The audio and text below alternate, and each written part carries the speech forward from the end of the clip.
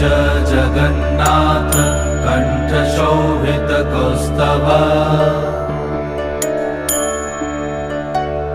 Padmanabha Vedgarbh चन्द्रसूर्यविलकरा Jagannath Loknath नीलाद्रीश परहरि दीनबन्धुर्दया Sindhu Kripalu जनरक्षक कम्बुपाणि Chakrapani Padmanabha